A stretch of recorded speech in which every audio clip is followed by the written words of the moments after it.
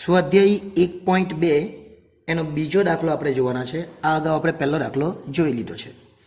વર્ષ 2007-8ને આધાર વર્ષ તરીકે લેવાનું છે અને યંત્ર સામગ્રીના જથ્થાબંધ ભાવનો અચલ આધારના સૂચકાંક પરથી પરંપરિત આધારનો સૂચકાંક. અત્યારે શું કહેવાનું છે? અચલ પરથી પરંપરિત શોધવાનું છે. આપણે પછી શું હતું? પરંપરિત પરથી અચલ હતું. હવે અચલ પરથી પરંપરિત એ તો કોઈ ચિંતા કરવાની નહીં. આપણે જે પરંપરિત આપણી જે રીત છે એ પ્રમાણે આપણે આગળ ચાલવાનું છે. તો પહેલાં આપણે લખી દઈએ વર્ષ અને પછી યંત્ર સામગ્રીનો સૂચકાંક. એટલે હું ડાયરેક્ટ સૂચકાંક જ લખું છું, સૂચકાંક. પણ આ કયો સૂચકાંક છે? તો આપણને આ અચલ આપેલો છે એટલે લખવાનું અચલ આધારે. એવું લખી દઉં, અચલ આધારે સૂચકાંક આપણને આપેલો છે. એના પરથી આપણે શોધવાનું છે પરંપરિત આધારે સૂચકાંક. બે રીત આવે, ક્યાં તો અચલનું પરંપરિતમાં રૂપાંતર કરો, ક્યાં તો પરંપરિતનું અચલમાં. પરંપરિતનું અચલમાં આપણે પહેલો દાખલો જોઈ લીધો, એ ન જોયો તો એ પણ જોઈ લેજો. વર્ષ આપેલા છે તે પહેલાં લખી દઈએ. વર્ષ 2008-9થી લઈને વર્ષ 2014-15 સુધી. એટલે પહેલું વર્ષ 2008-9 એક લીટી છોડીને 14-15 સુધી લખી દઈએ. 2009-10, 2010-11, 2011-12, 2012-13, 8-9, 9-10, 10-11, 11-12, 13, 13-14 અને છેલ્લું વર્ષ 2014-15. આટલા વર્ષ આપણે લખવાના છે. પછી જે સૂચકાંક આપેલો એ પણ લખી દઈએ. પહેલો 117.4, પછી 118, પછી 121.3. આ બેથી રકમમાંથી લખી જ દેવાનું. 125.1 આપણે 3 માર્ક્સમાં દાખલો પૂછાય. 128.4, 131.6 અને 134.6. હવે ઉપરની રકમનું આપણને કામ નથી, પણ એકવાર જોઈ લઈએ. આ 2008-9થી ચાલુ થઈ છે ને અહીંયા વર્ષ આપેલું છે 2007-8. એટલે 2007-8ને આધાર વર્ષ લેવાનું. 2007-8 તો આપેલું જ નથી. તો જ્યારે એ વર્ષ દાખલામાં નહીં આપેલું હોય ત્યારે જે પહેલો સૂચકાંક એ બેઠો જ લખી દેવાનો. એટલે અહીંયા લખી દઈશું આપણે 117.4, જે આપણે આગળ પણ જોઈ લીધું. આગળ જ્યારે હતું ત્યારે 2008થી આપેલું ને 7નું નહીં આપેલું હતું ત્યારે આપણે બેઠો જ લીધેલો. એટલે આ જે સૂચકાંક છે એ બેઠો જ લઈ લેવાનો જ્યારે અહીંયા આધાર વર્ષ આપણને ન આપેલું હોય ત્યારે. પછી આપણે શું કરવાનું? આપણી જે પરંપરિત આધારની જે રીત છે જ આના વર્ષમાં આગળનો વર્ષ, આના છેદમાં આગળનું, એના છેદમાં આગળનું આપણે જોઈજો. 118ના છેદમાં 117.4 ગુણ્યા 100. 118ના છેદમાં 117.4 ગુણ્યા 100 એટલે કેટલો આવે? તો 100.51. હવે આ જવાબ અત્યારે કંઈ કામનો નથી, કેમ કે અચલ પરથી પરંપરિત છે. જો પરંપરિતમાંથી અચલ હોય તો આ જવાબ આપણને કામ લાગે, એવું મેં આગળ પણ કીધું. જો પરંપરિતમાંથી અચલ હોય તો જવાબ કામ લાગે, પણ અચલમાંથી પરંપરિત હોય તો જવાબ કામ લાગતો નથી. આપણી જે રીત છે જ 121.3 અને એની આગળનું વર્ષ કયું? તો 118 છે, ગુણ્યા 100. ચલો 121.3 ગુણ્યા 100 ભાગ્યા 118, 102.80. આગળ 125.1 છે એ તો લખી જ દેવાનો.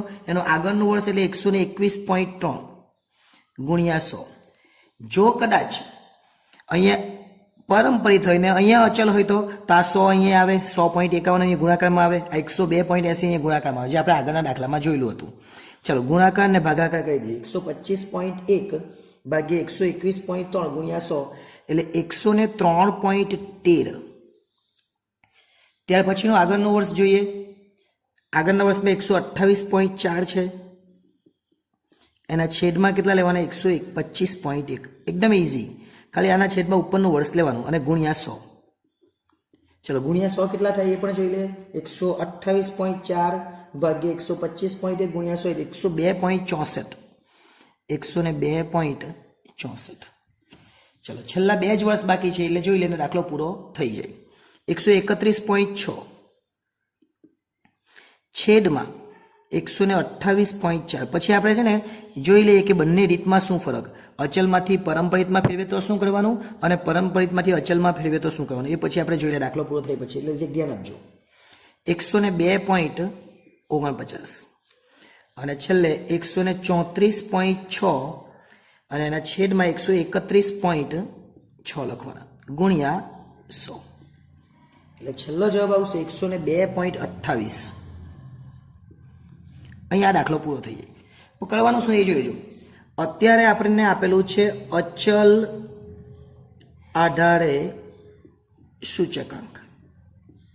આ આપણને આપેલો છે. આ જે સૂચકાંક છે એ આપણને આપી દીધો છે. એના પરથી આપણે શું શોધવાનું છે? પરંપરિત આધારે સૂચકાંક. જરાક ધ્યાન આપી લેજો, બંને રીતે સમજાઈ જાય. ચલો, અચલ આપેલો છે એટલે અચલમાંથી આપણે શેમાં રૂપાંતર કર્યું? અચલમાંથી તમે પરંપરિતમાં રૂપાંતર કર્યું. તો શું કરવાનું? તો ફક્ત ને ફક્ત આગળનું વર્ષ લેવાનું. એટલે કેવું જો 118 છેદમાં 117.4 અહીં દેખાય, 121.3 છેદમાં 118, 125.1 છેદમાં 121.3 ખાલી છેદમાં લેવાનું.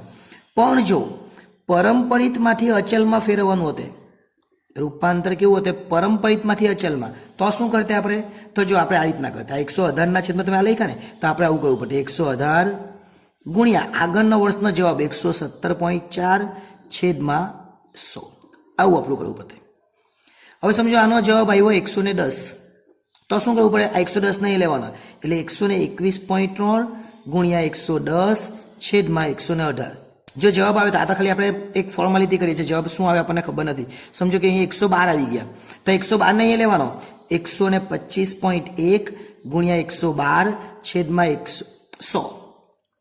ધારો કે આનો જવાબ આવ્યો 118, તો 118 ને પાછો અહીંયા લેવાનો, 128.4 ગુણ્યા 118 છેદમાં 100. ટૂંકમાં જે જવાબ આવે ને એ આપણે આગળ લેવાનો. ક્યારે? જો પરંપરિતમાંથી અચલમાં કરીએ તો. એટલે આ ફક્ત સમજવા માટે છે, આ દાખલામાં નથી. આ ફક્ત ત્યારે સમજવા માટે. જો અચલમાંથી પરંપરિતમાં કરીએ તો નો પ્રોબ્લેમ, તો આપણે જે આગળ કરતા હતા એ જ પ્રમાણે. પણ જો પરંપરિતમાંથી અચલમાં કરીએ તો જે જવાબ આવે એને આગળના વર્ષે શું કરવાનું? ગુણાકારમાં લેવું. બસ આટલું ધ્યાન રાખવાનું. અને પહેલા વર્ષનો સૂચકાંક કેવી રીતના લખવાનો?